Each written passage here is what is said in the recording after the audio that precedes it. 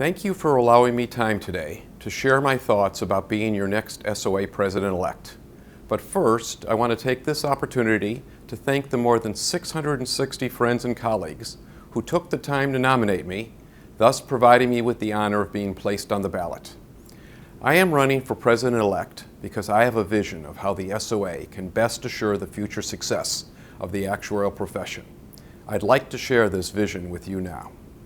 First, and most importantly, I believe the SOA should bridge its differences with the other 5 major actuarial organizations by always seeking to cooperate rather than to compete with them.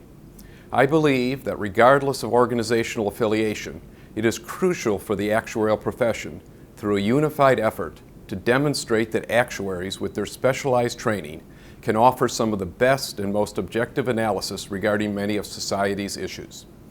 As president, I would seek, whenever possible, to form joint work groups with the other actuarial organizations, presenting a consistent message on behalf of the entire actuarial profession. Second, I would actively encourage increased interaction between actuaries, many of whom are experts in their chosen fields, with the mainstream media. I believe that the SOA media personnel should be reaching out to identify experts within each of the SOA sections, provide them with media communication training, and then partnering them up with mainstream media contacts.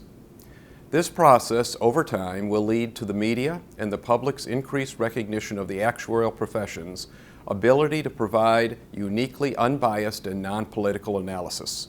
In turn, this will lead to actuaries actively being sought out to publicly comment on those topics they know best, creating better outcomes for society as well as a much higher profile for the actuarial profession.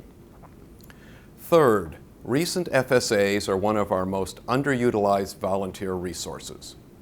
By encouraging them to pursue volunteer opportunities outside of the typical exam grading activities, and by providing them with free online training opportunities, these FSAs can develop skills that will prove immensely valuable, both to their employers and to the profession.